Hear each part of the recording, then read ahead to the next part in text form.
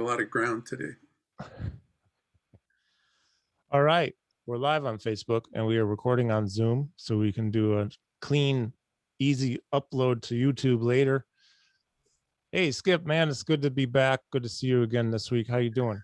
All right. I was surprised. This is like 8 or 9 already of these we've done. So it's like, wow. Numero nueve. It's 9. And we have also joining us today, Stephen Flynn. How you doing, man? It's good to meet you. Great, thanks. You got some drums in the background. And they're painted by Sunship Theus. Are they really? Wow. Yeah. Oh, man. Yeah, he was, I got to spend a week with him because he was at the same club. We opened for Charles Lloyd when he was playing with him. It was, I think, Blackbird, McKnight, and Transcending Sunship. I can't remember the bass player. And he was the wildest guy that I had met by far. That's so cool. So forgive me for not knowing the answer. Is he still alive? If he's died a few years ago. Yeah, in the 80s. He did? Yeah, early on. I didn't know that. I think I might have recordings of him with McCoy Tyner. Is that possible? Yes, he did a record called The Gathering. He did a couple of recordings with McCoy. Oh, man. The most, because I'm most known as The Gathering. Okay. Yeah, I'm diehard big time McCoy fan. Okay. And I followed all of his drummers as far as I know. The one I got to know best was Wilby Fletcher. That would have been after Transcending Sunship, I think. I think so. I saw in the fall of '82, they did a tour. They came through Chicago where I was living at the time.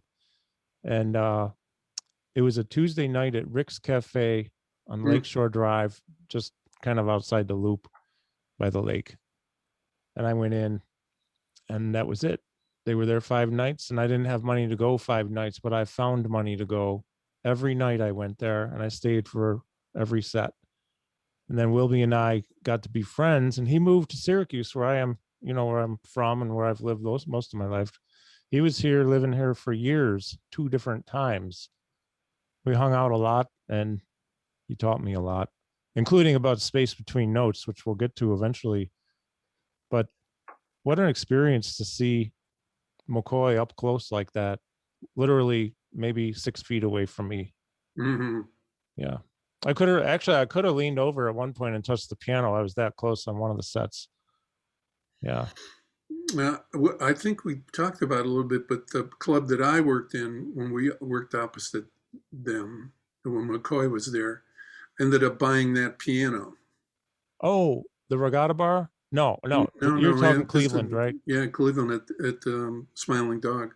And so he destroyed the piano in the week that he was there.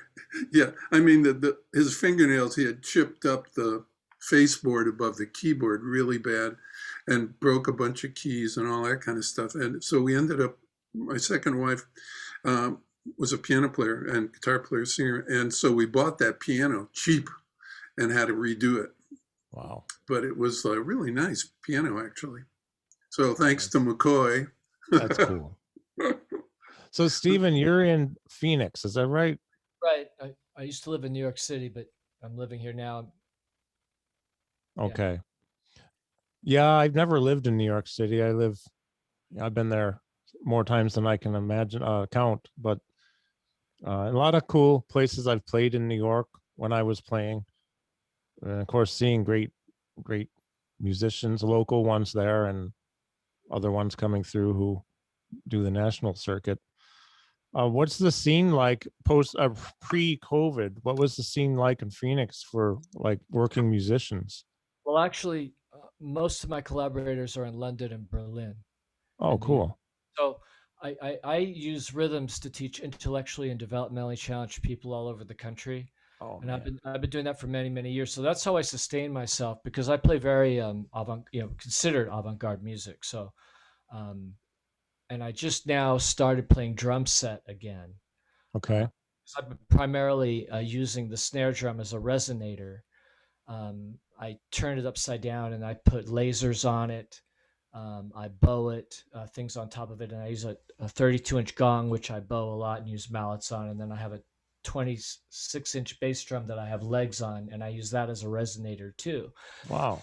And I composed for that, and it's really left of center. But now I'm going back in to the drum set, and that's what prompted my interest in this book and this material, because I'm doing some studies with Stuart Saunders Smith, who's a great composer, and I'm learning how to compose on the piano. Okay. So I'm really getting I feel like I'm going further in to go further out, but I really, the drum set is such a really a discipline, and I'm a very disciplined person, so I'm really, really getting into it, so that's where I am today. See, now this warrants another conversation in a different Zoom meeting.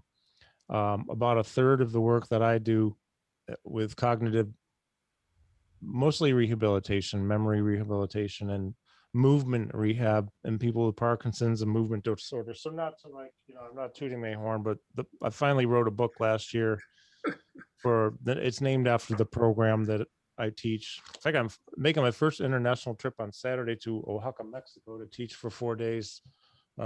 Several groups with Parkinson's, available in Espanol. We'll definitely have to have a conversation. Yeah, I think because and another thing too is, and I almost every meeting with a musician, I talk about this book, and it's not your typical music therapy handbook. This really talks about how the brain can change when you listen to music, when you move with music, when you create music by yourself, when you create it with others, the chemicals, the hormones that will be developed, the neural pathways that can be developed to improve, let's say, movement, cognition, and it's an area I've been getting into more and more and more. But about a third of the work that I've done with clientele, in fact, this morning, was with learning disabilities, autism, whatever. I mean, there's so many, I don't even know the politically correct thing, just let's say learning challenges in learning things, cognitive development. Music has been a huge factor for helping, and I really want to pick your brain. So I've been doing it for quite some time. Oh man, we have to talk. This is an interview waiting to happen. This last year, I was working with 35, mostly autistic students, children, teens, and adults a week online. Wow. And now it was just too much. So now I'm down to 28. I work with that's still at the load. Yeah. But wow, man, applaud, because that work is just so important. It's monumental to help people with the quality of life that they lead, and relieve some anxiety and all these other things. It's just amazing. Years ago, I was in the largest special needs high school on the West Coast, and I was there for 4 years. And in the 4 years I was there, I never heard one student complain about anything. And I had students who were missing limbs, who could not eat solid food, who were not intellectually challenged, who had physical limitations. So that's why they were in the special needs school, because the regular high school couldn't handle them. And I looked at it like, really, they're the teacher and I'm the student. Sure. I know exactly what you mean. Really, yeah. Really very deep, the experience. Wow. Yeah. That's fantastic. I think the stars are just perfectly aligned for this meeting today, Skip. Yeah, the link for me is like, I'm just sitting here listening, because it was like, I heard from Stephen this morning, because he was asking you about the Broken Eighth book that he found.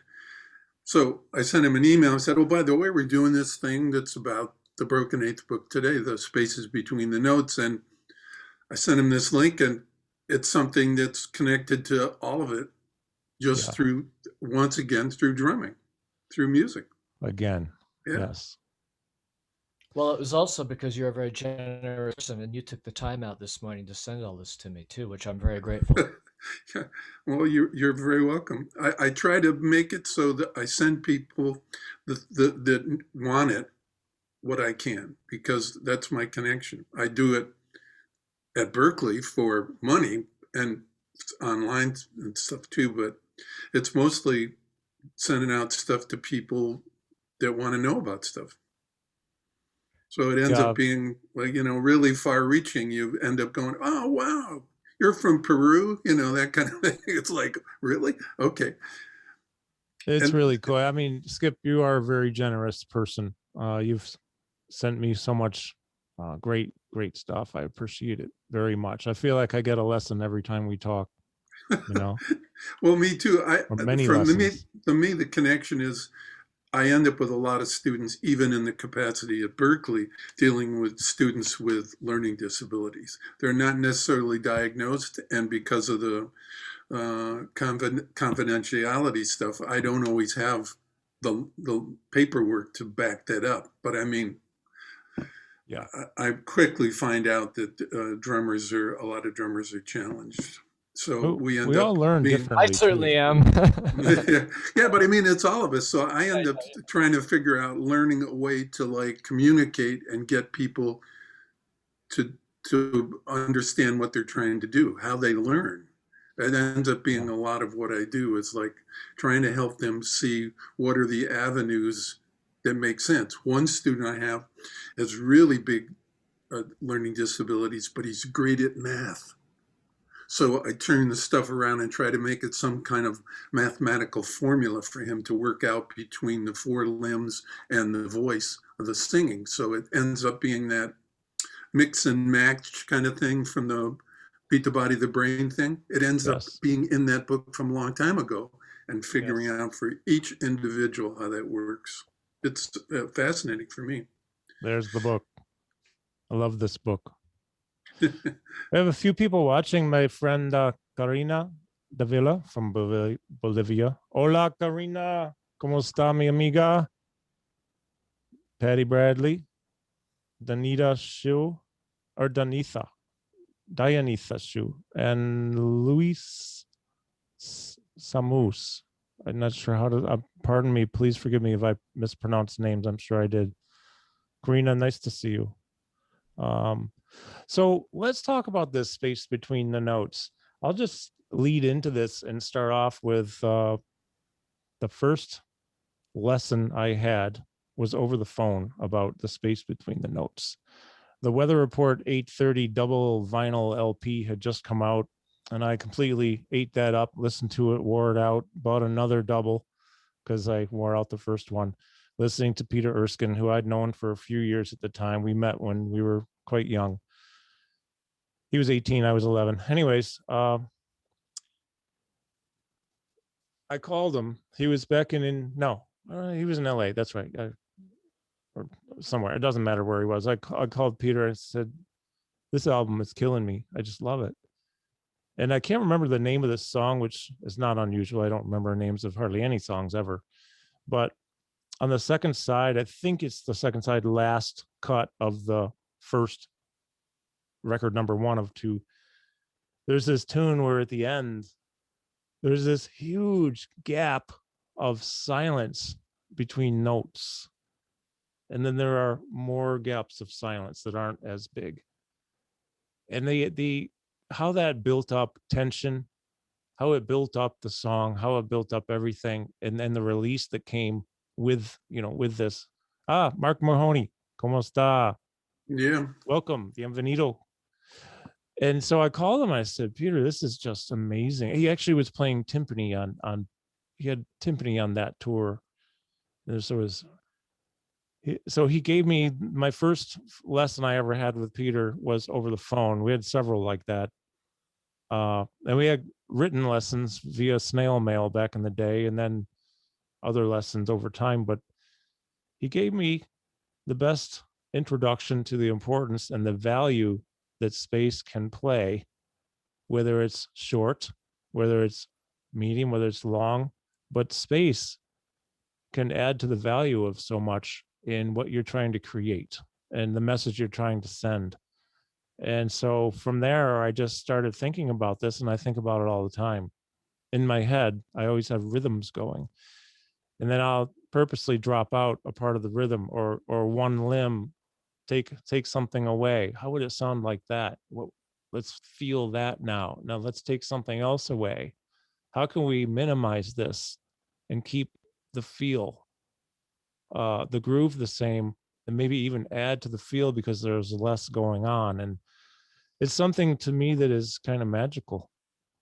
I think about it, but you wrote about it, Skip. Well, that page relates to the subdivision specifically between the eighth notes.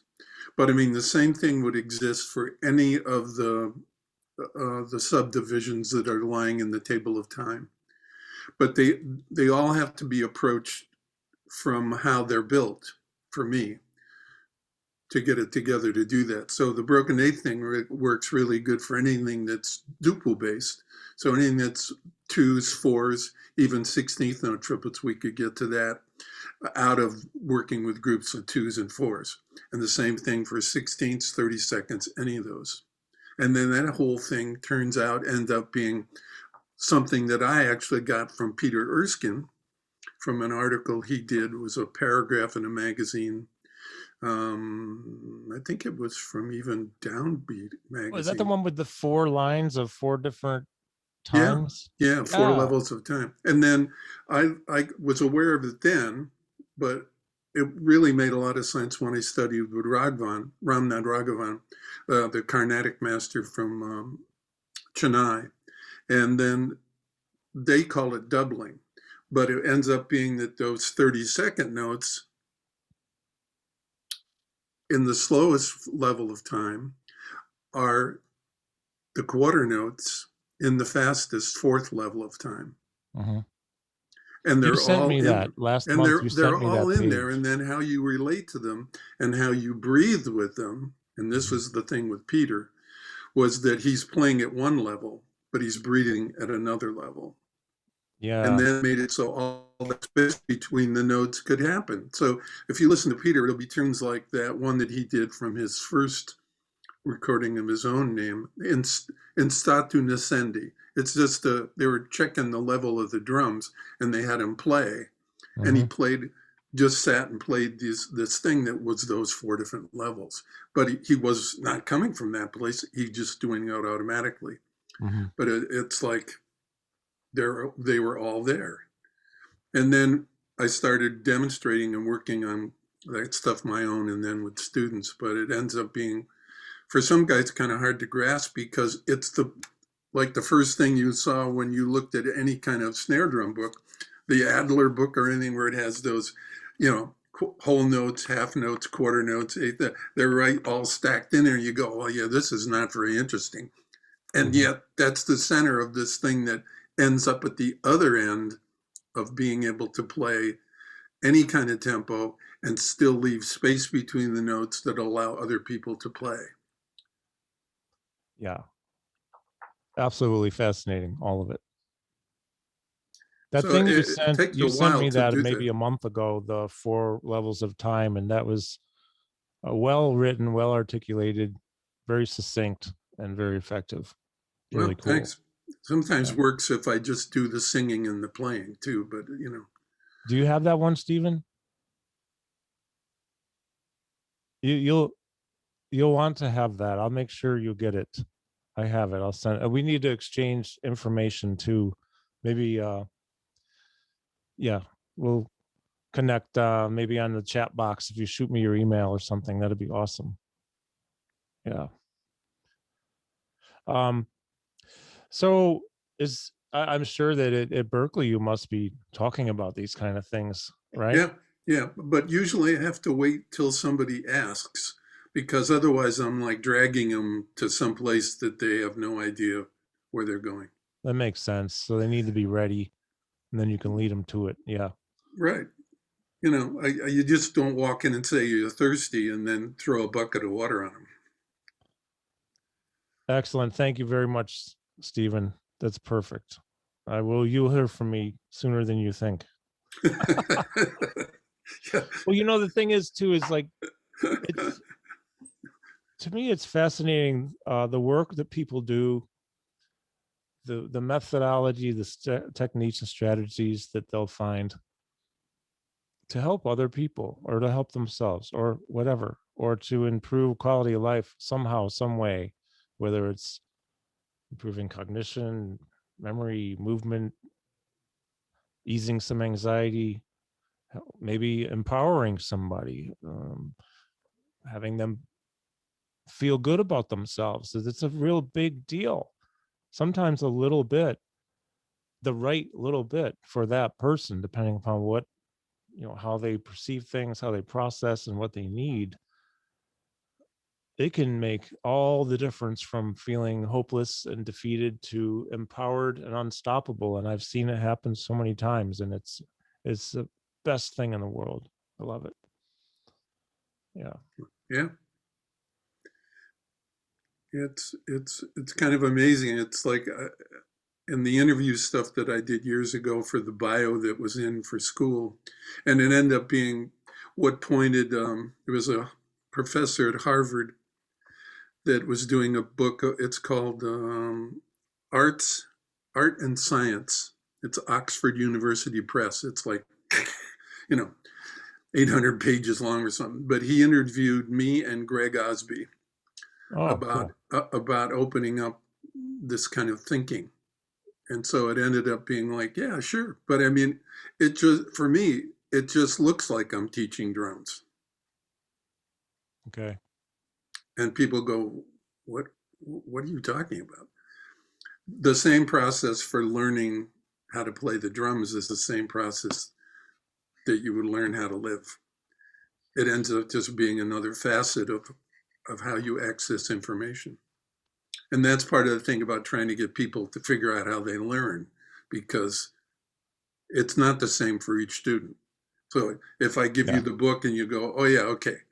But the process for unlocking each of those, you can make up a parallel path in anything. Yes.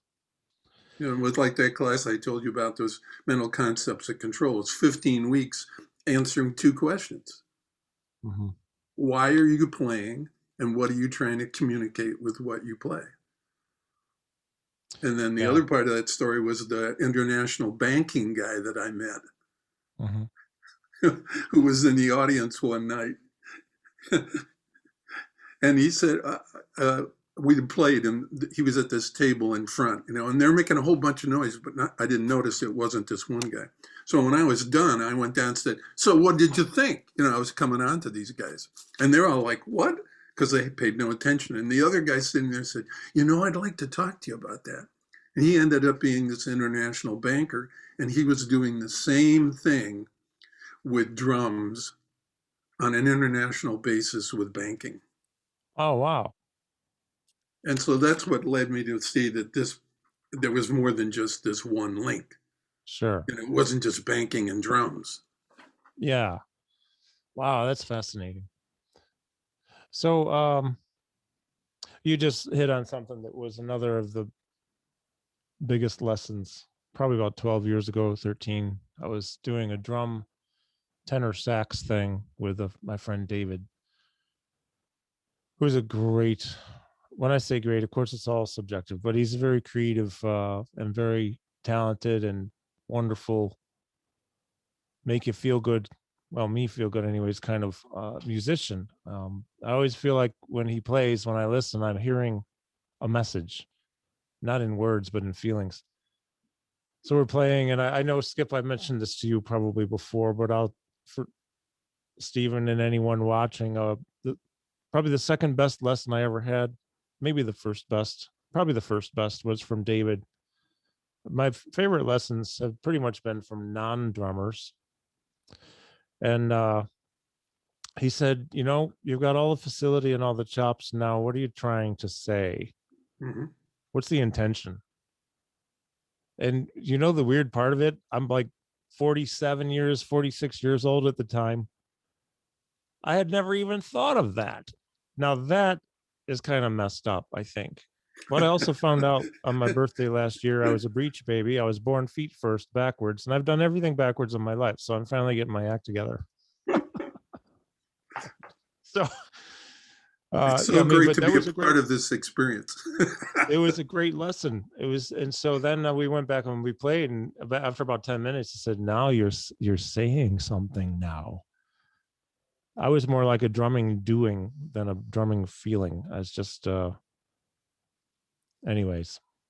Mark Mahoney says, I recall Peter Erskine touching on some of this in his early instruction videos in terms of relaxing inside the bigger one, more in terms of playing faster tempos, but still dealing with larger chunks of time. I discovered the value of that. Oh, yeah, Mark. Yeah. A lot of value in that thinking, for sure. That's the 4 levels thing. Yeah. Yeah. So Marcus with us, Karina. Oh, this is great. So tell me more, Skip. Talk to me more about space and things like that.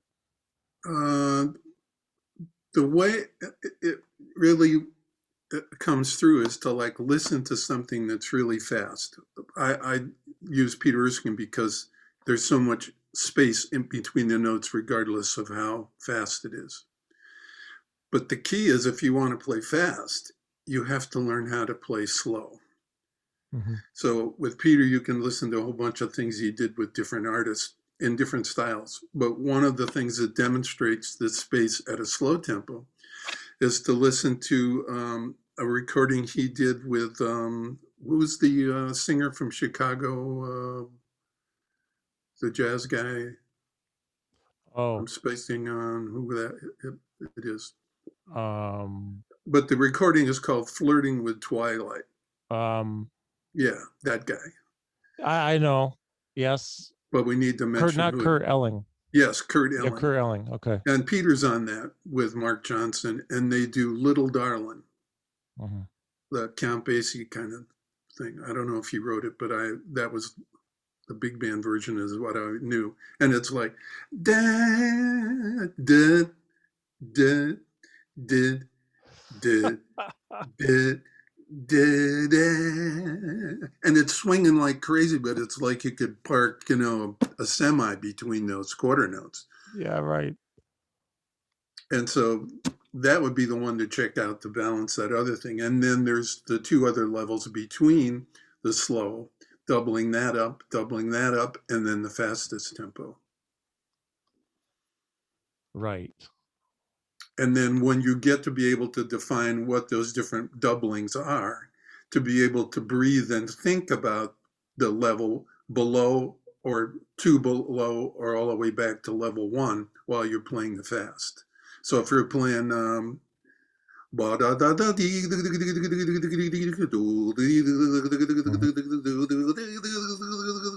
like around midnight, Yeah, right. those are the 30-second notes at that tempo. Yeah. So if you double that up, you would have that, going from like 40 to 80, 160, 320 kind of thing, and be able then to go think and play and breathe at those other levels. And it's really something. And so that'd be a physical way to like put the space in. The other one goes back to what the 2 questions is like, what are you trying to communicate with the music you play? Why are you playing? And then for me, it was, I saw my role, no pun intended, ROLE, way back with Bill DeArango opening for all those players, was creating, I was the frame that held up the canvas for all the other guys to paint on. And it wasn't a restrictive frame. It was just, they could do anything they wanted on this surface that I created with the energy that I played with.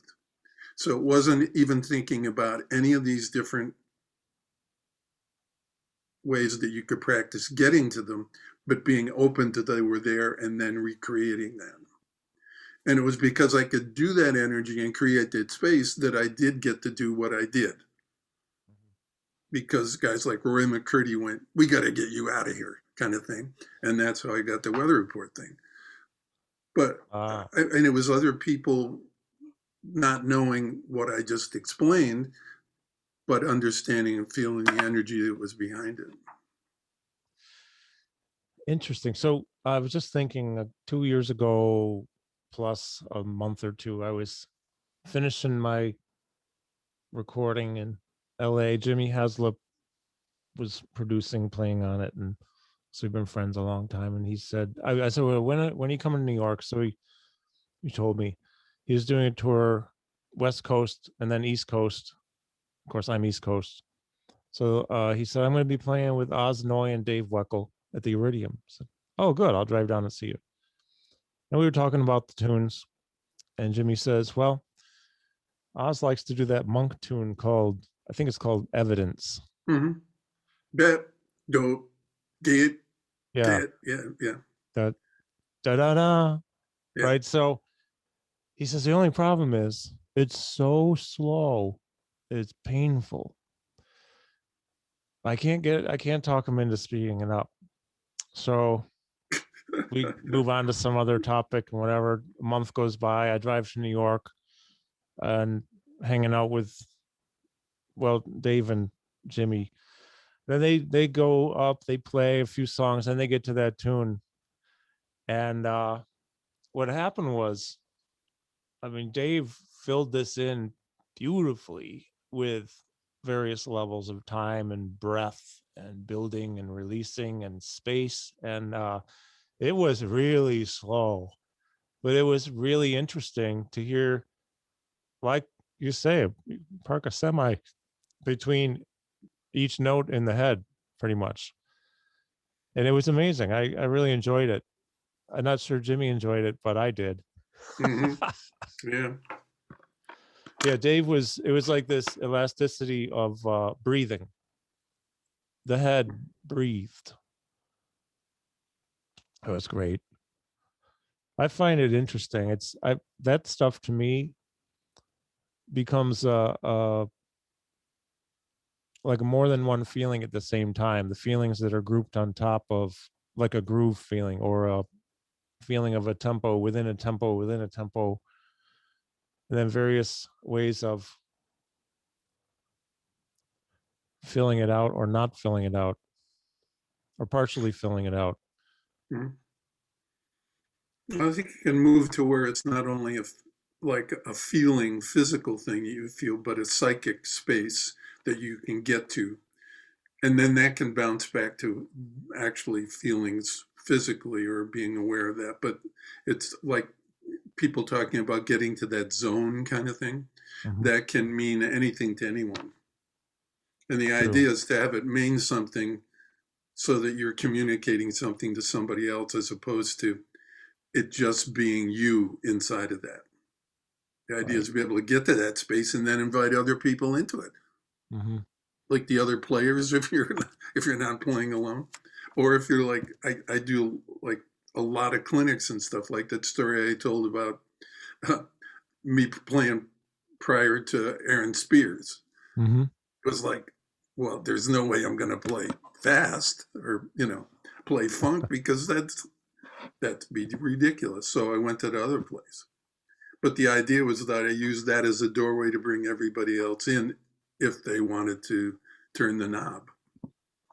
Interesting. Going back, there's a person you mentioned earlier, Greg Osby. Mm-hmm. Do you know Greg? No. He was at Berkeley, but he wasn't there for, I don't know even how long he was there, but the only connection I have is being that same chapter of art and science. Because the guy asked both of us the same question, 2 different interviews, and then they come out. They're like, we're chapter 15 or something in that book. But interesting. Well, I discovered Greg originally through Jack DeJohnette, probably in the 80s. He was part of Jack's group. Right. Then if I remember correctly, I think he and Terry Lynn Carrington have done a lot together. They might be good friends too. I don't remember. Terry told me a bunch of stuff and I don't remember. I think his name came up quite a bit though. Well, she's been there a long time and he was there part of the time. Mm-hmm. So there would be that connection if nothing else. Was he teaching there? Yeah. Oh, okay. So Stephen, have you been to Berkeley? Have you ever been there and checked it out or?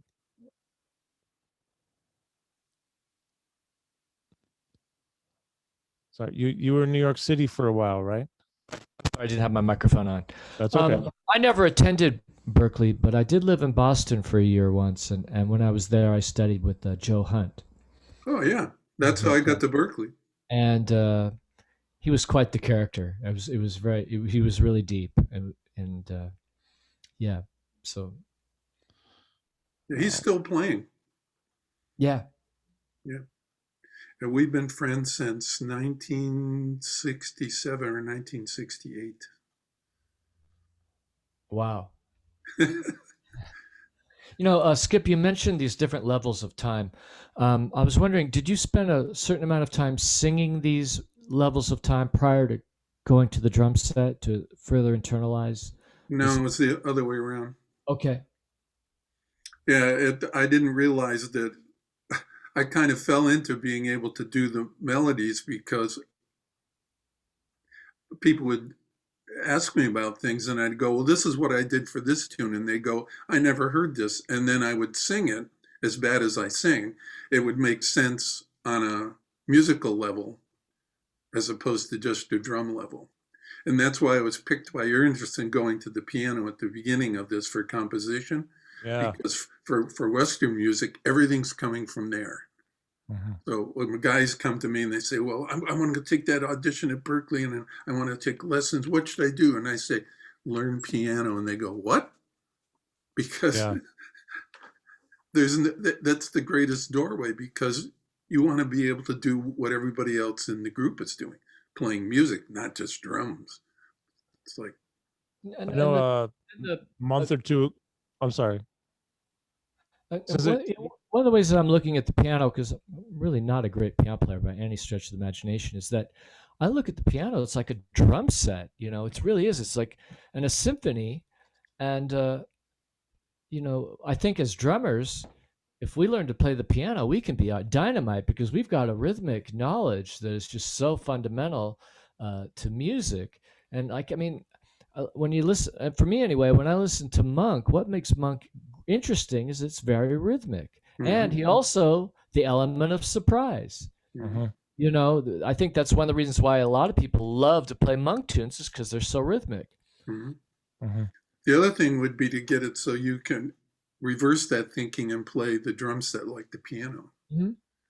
And one of the inspirations for me for learning touch and stuff on the drum set was listening to Keith Jarrett play the piano. That how can he play so quietly and get a full, beautiful sounding note out of it? Yeah. And so I would try to figure out a way that I could do that on the drum set. Yeah.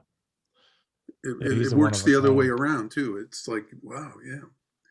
Because it's so dynamic. A lot of great drummers are pretty decent piano players, or great piano players. That's an area I'm working on more so recently, now that I have a piano. And I know Sergio took a lesson from Kenny Werner a few weeks ago. Yeah, that was about the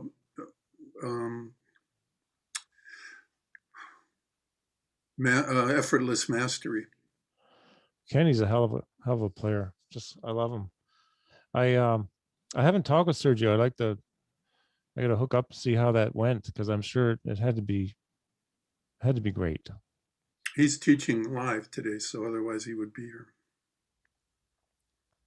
Yeah.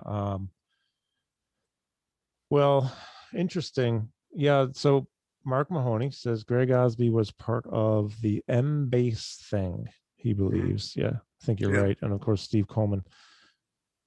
Oh yeah, Monk's use of space. Well, I didn't know much about Monk until my best friend, who has a master's in something in music, and then his PhD, his thesis was on Monk. And I would go to the university. This is when I lived in Chicago, and he was going to Northwestern, where I planned to go, and I just ended up never going because, back then I was born backwards. So, anyways, but we would go and get Monk albums, and back when record stores were a thing in the 82, 83, 84, and hit all the record joints in Evanston, where we lived, and Chicago, come home with armfuls of Blue Note records from the cutout bins or Columbia or whatever. A lot of them were Monk. So I got to know the Monk very well. And that's a part of me forever now. That's I find myself thinking of a lot of those rhythms, actually, not even so much the songs, but the rhythms I think of will come from some of his tunes. He was a one of a kind, that's for sure. Which makes me wonder, similar to Elvin, one of a kind, where did it come from? Well, obviously it's them. Mm-hmm. It's their person. Yeah, Elvin did the Still. best Elvin I ever heard. And the same for Tony Williams and so many other guys, you know, it's like, yeah, you got to realize that you're kind of stuck with who you are and how you approach it. And then if you can identify with that, maybe somebody else can. Yeah. Interesting. So, Stephen, I'm curious because of what you do, which I think is, I really want to learn more about it. Do you think you must be thinking about space, time? Are you talking about intention musically, behind? or are you talking about musically or teaching? Oh, both, like combined. If you're using music as a method of, let's say, for lack of better words, I'll say therapy. But for me, it could just be I put on something that somebody likes at a tempo they can walk at. In that tempo, they can go. Well, And there then- was one thing you guys said earlier that kind of triggered something in my mind. I've been teaching since like '89, but working with intellectually challenged people for about, I guess, 15 years now. And since we're drummers, one of my biggest influences in working with special needs people in many respects was Ed Shaughnessy. I studied with Ed Shaughnessy for almost a year, and it was like 1995. And one of the things about Ed that was so beautiful was that he was so positive, and he was very generous with positive reinforcement. And he would shout, and he would jump up and down, and he was just so encouraging. So what that did was it really filled me with this energy. So when I went back to my shed, I worked so much harder because of just that positive thing. And when I'm working with intellectually challenged people now, as soon as they do something great, or not even great, actually, just when they do it right, I shout great at them. Mm-hmm. And I give them a lot of real positive reinforcement. And I find that they get more engaged in what we're doing, and it changes everything.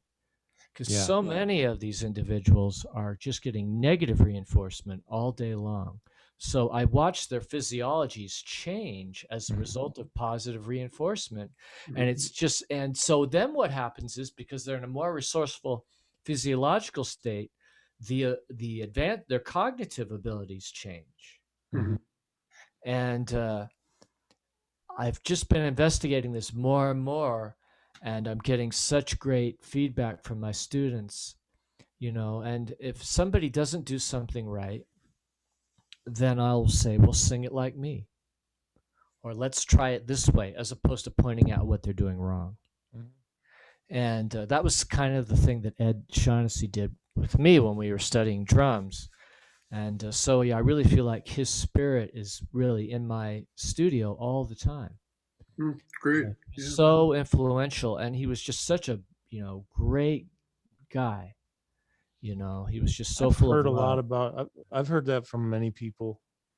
I think it might have been Rick Latham I was talking with, who was talking about an interview he did with Louis Bellson and Ed Shaughnessy, maybe at the same time. Mm-hmm. Which I haven't seen, but it sounds, I'd like to see that interview if it's out there anywhere. It might just be written. It might be like a PAS thing or something that was done. And it might be a video that's on their archive. I just actually ran across some Shaughnessy instructional videos on YouTube, like little segments, 2, 3, 4, 5 minutes here last week. And I immediately felt a good energy from him. It's really cool. Really cool. But I apologize for any noise here. My little puppy's not happy with me because, well, she's not young. She's 13, but she acts like a 2-year-old, so she wants attention. I'll give you attention soon. Don't worry. Yeah, one time I really, really shedded this lesson like crazy for Ed, and I went and I just crushed it. And he said, "You killed it!" And he goes, "I'll cut the lesson in half." Wow. Yeah. That's interesting. Yeah, I don't know much about him. I met him one time, saw him play one concert. He was a guest artist at Syracuse University, came in, played with the jazz band, did a clinic. Clinic was great.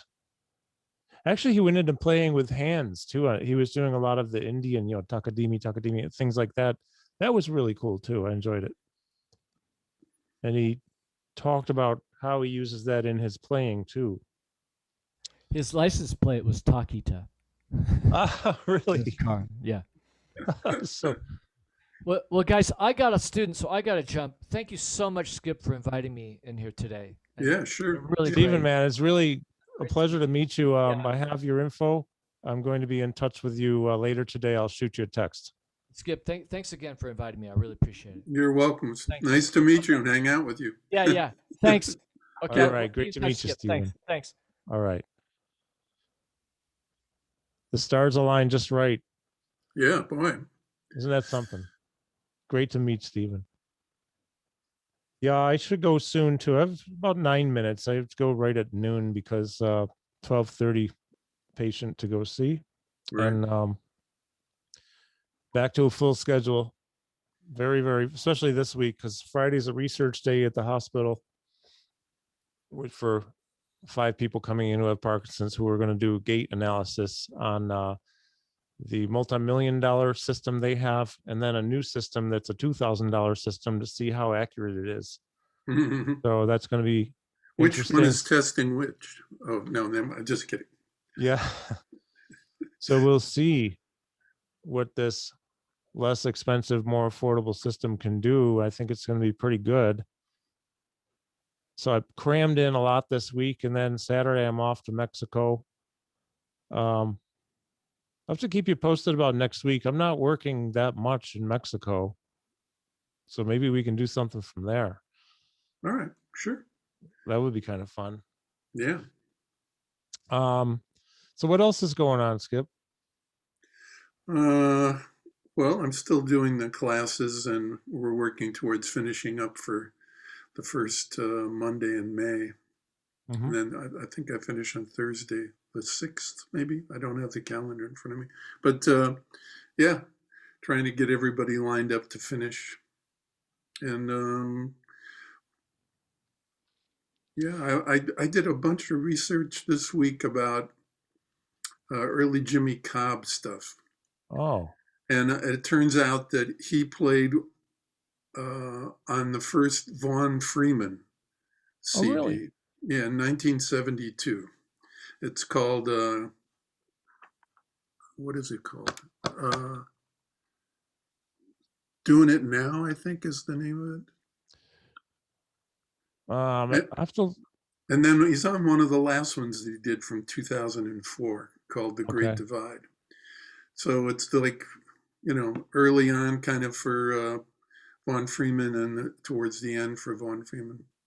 But I didn't realize that Jimmy Cobb was on there, but I found out I had played with Vaughn Freeman in 68, 67, somewhere around in there. And for 2 weeks, and he was just great for me. I was like just getting into being able to do jazz stuff, and he took me around and we sat in with people. It was like, really? He said, no, you got to do this stuff, It would be, and he was a great player. So yeah, I remember him. He's Chicago based, and yeah. I Always used to his go brother. see him, and I also saw his Chico with him too, his son. It wasn't And George a brother of his? George Freeman? Oh, really? I think so. I don't know.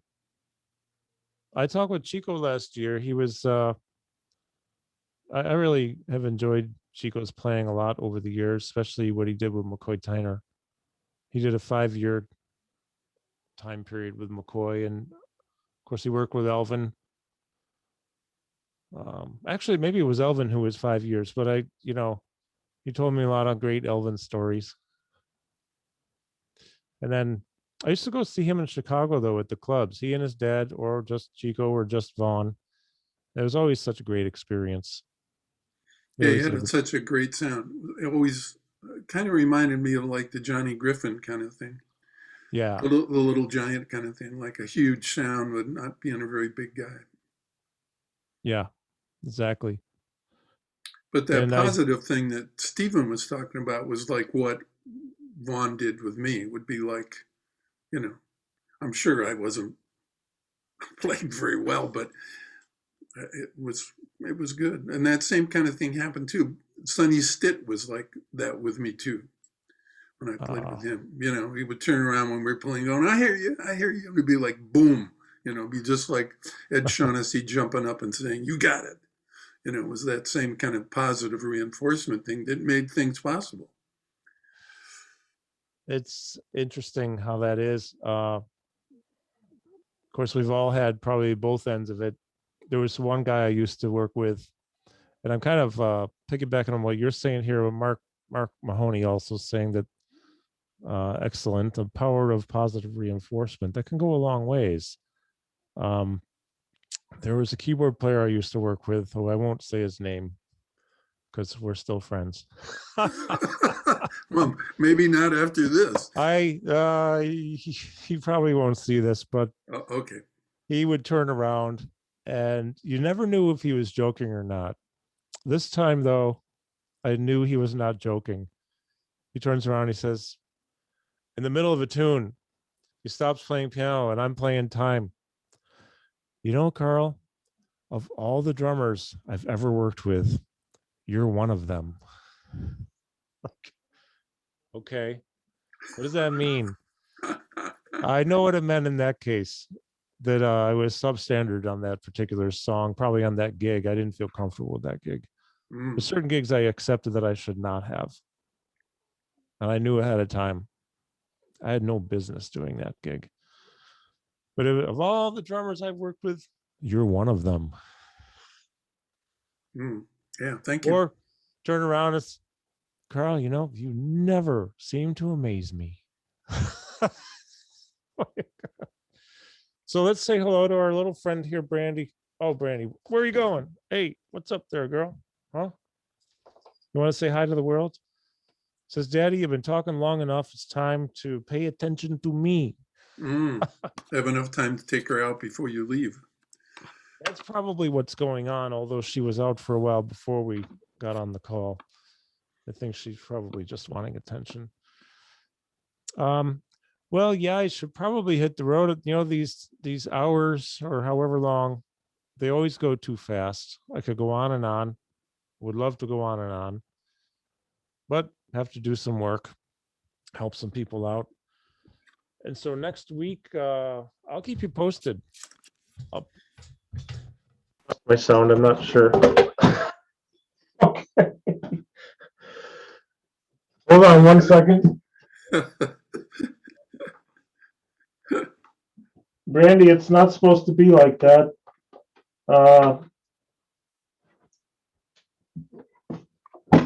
That's one way to make an exit. Let's see if we can hear anything now. Can you hear me now? Yeah. Okay, good. Well, that's one way to make an exit, huh? Yeah. Yeah, she's ready. Before she starts knocking down the soft light boxes, I probably should go. Yeah, it's kind of wavering the line. So let me know what's happening for next week when you know, and then I'll be around. But I have, let's see, actually I can't do it 11 because Wednesday is Monday next week for me. Okay. Because of the holiday. So we can do it another day, but I can't, I have that class happens the same time. It's at 11 on Wednesday. No problema. We'll figure it out. And I'll know my schedule on Sunday because I have an idea now, but I don't know all the time. So we'll figure it out, Skip. Thanks a lot, man. Always good to see you. Yeah. Appreciate it. Good. And thanks to Karina. With Stephen. Yeah, it was great to have Stephen and Karina. Thanks for watching, and everybody else. Mark Mahoney, thank you, my friend. Hey, Mark. We'll see you then soon, next week sometime. Okay. Okay. Take care, buddy. You too. All right. Bye-bye.